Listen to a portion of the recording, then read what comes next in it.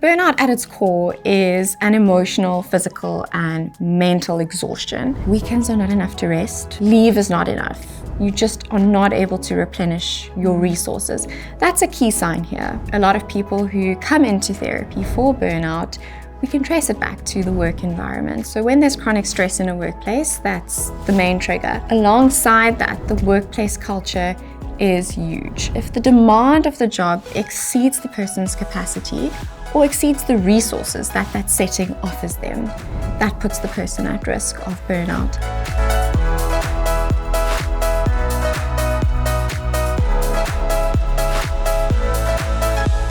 Welcome to smulcast, where we help you live a healthier, fuller life. Today's conversation centers around burnout, a common occupational phenomenon. We'll be discussing what burnout is, how it affects our physical, mental, and emotional health, ways that we can prevent it, and ways to manage it if you are already experiencing symptoms. We're joined by Dr. Ange Nespola, a psychologist who has a special interest in burnout. Ange, it's so wonderful to have you here with us today. Thank you for having me. Ange, can you just tell us a little bit about who you are and the work that you do? Yes, I am a registered counseling psychologist. I work in Stellenbosch in private practice. I also do some inpatient work. I did my research, my master's and my PhD also covered burnout. So that is a special area of interest for me and something I often work with. Fantastic. So it's wonderful to have you to help us understand this concept. The term gets thrown around quite a lot. Yeah. So can you just help us first by defining what burnout actually is? Yeah, so burnout at its core is an emotional, physical, and mental exhaustion linked to chronic stress in the workplace, but it does also link to an emotional role, somebody who's in a supporting caring role. So I'm thinking about full-time stay-at-home moms. I've also seen them burn out. So there's those two aspects, the chronic stress and then the caring aspect that lend itself to burnout. It really is about the demands outweighing someone's capacity, outweighing their support, their resources. So environments that are high stress, lack support, and also where somebody doesn't have a sense of agency within their role, put somebody at risk of burnout. Often, as far as I see it, burnout gets recognized when it reaches a critical point. Yeah. But that point doesn't happen overnight. Yeah. Can you give us an understanding of some of the stages of burnout? Yeah, so it is a process and it doesn't look the same for everybody. It's not always linear. So I'll talk you through 6 stages that come to mind so that people can place themselves within these stages. So first, think about when you start a job, right? There's the honeymoon phase. You are excited, you're enthusiastic, and of course you want to prove yourself. I think that's very natural to want to prove yourself in that working space, which is fine. The difficulty there comes with overcommitting. So boundaries might not be in place, you overcommit, and that could put somebody at risk of burnout. So we go through the honeymoon stage. After that, slowly but surely, there's the onset of stress, where the person starts to feel the stress a little bit more. They might feel a little bit more fatigued, but they can cope. With good coping mechanisms, good self-care, they're able to manage. The third stage is the turning point, and this is the chronic stress stage. This is where stress is a constant in the person's life. It doesn't feel like there's a break for the person. It's ongoing, they're often stressed, very little time for recovery. They might find themselves feeling very anxious, irritable, sleep difficulties might present in this stage. We then go through to the 4th stage, which is the emotional and the physical exhaustion. This is where the person just feels like they're giving and they don't have much more to give. They're feeling depleted, they're feeling exhausted. At this stage, you'd often find that weekends are not enough to rest. Leave is not enough. You just are not able to replenish your resources. That's a key sign here, where rest is just not enough. Even if you're doing meaningful activities to rest that used to work, you're not able to recover. You wake up on Monday morning exhausted. So that's a key sign there.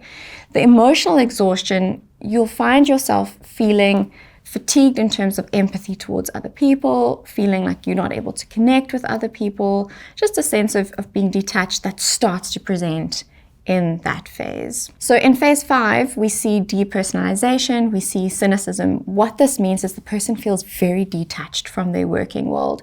They also feel quite negative about their job, negative about their working space, their co-workers, whatever it might be. If we think about psychologically what that is often a defense mechanism where you're trying to protect yourself, and that cynicism creates a barrier. Creates some distance.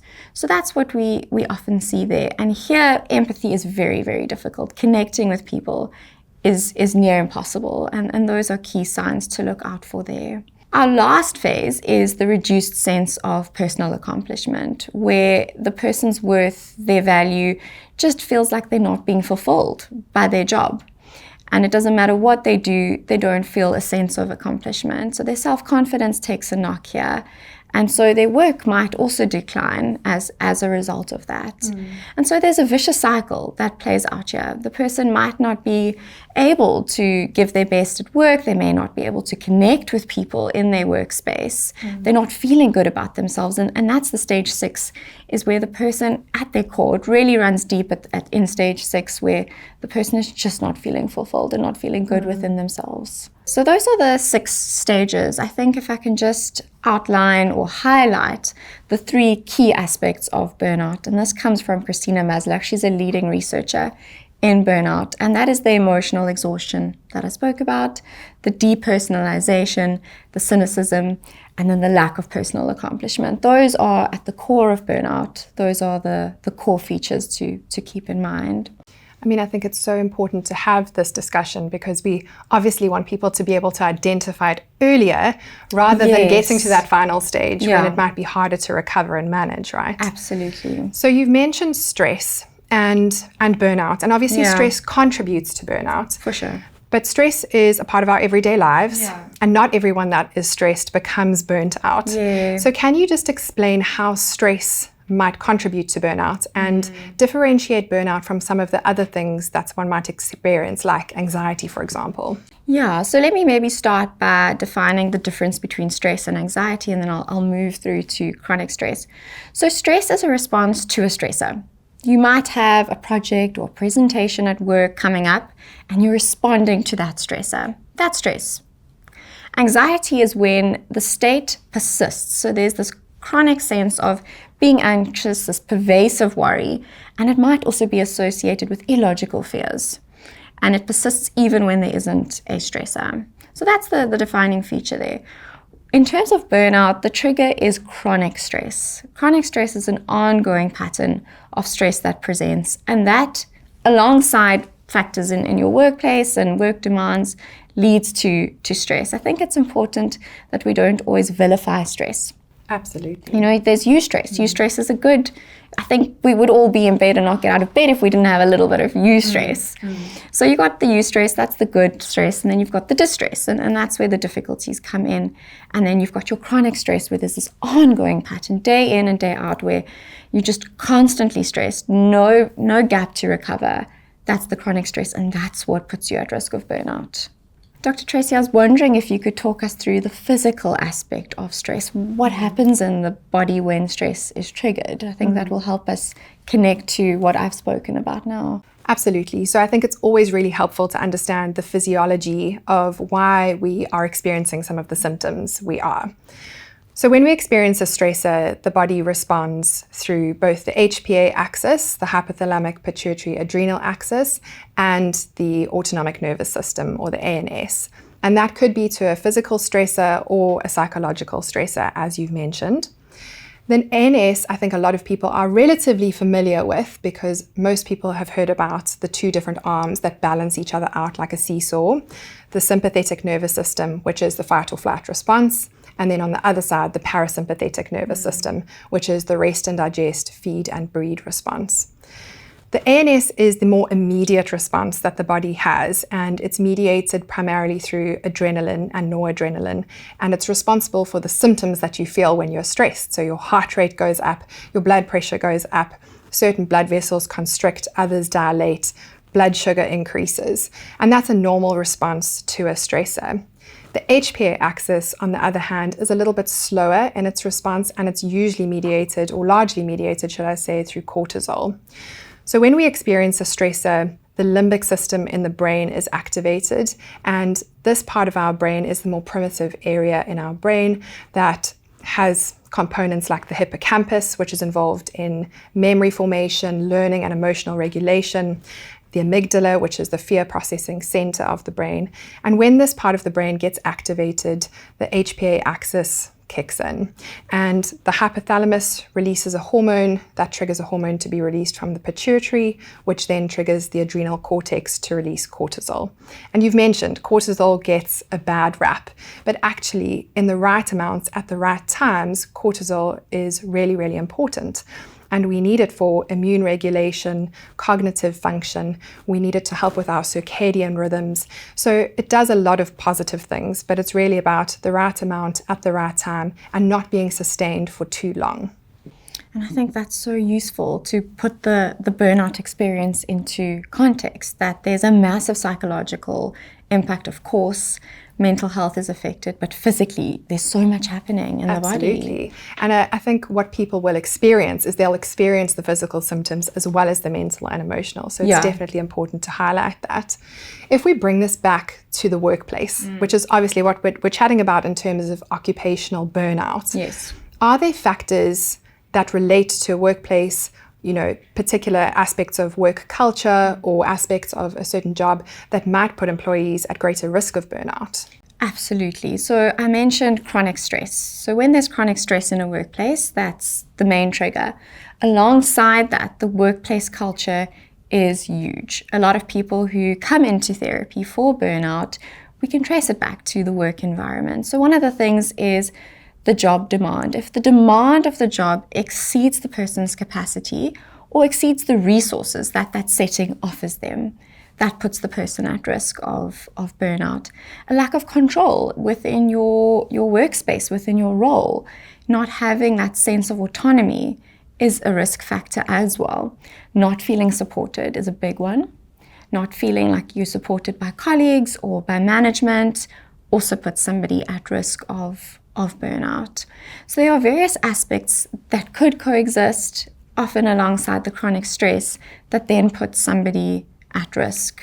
And Angie, are there certain professions that are at greater risk of burnout than others? What I see in my practice, and it's also backed up by the literature, is healthcare practitioners. If you think about that emotional engagement that comes with it, the constant giving, the empathy, that puts healthcare practitioners at risk of burnout. And there's an aspect of burnout that entails compassion fatigue, and particularly your healthcare practitioners are at risk in that regard.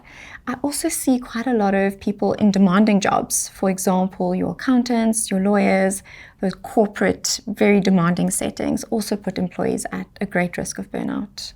Angie, I think this is so helpful to have the theory, but it would be nice for you to take us through what people are coming to you saying in practice. Yeah, so what do I see in my practice? Why are people presenting for burnout? I'd like to highlight here that burnout looks different for everybody. It's not necessarily that one person's experience will translate to the next person's. So here are some things that people would present as. Sometimes people come in to therapy because they're feeling depressed.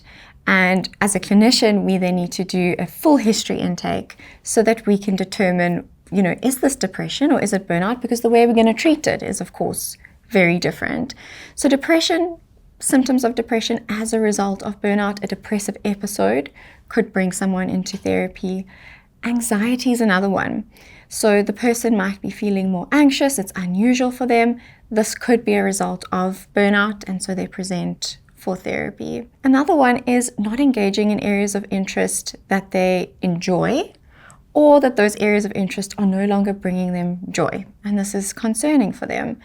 They're not feeling fulfilled in their life, and so they're coming in to therapy. A lack of energy, which means they're not engaging with the aspects of their life, their work environment, their family environment is suffering. Those different areas of their life is taking strain as a result.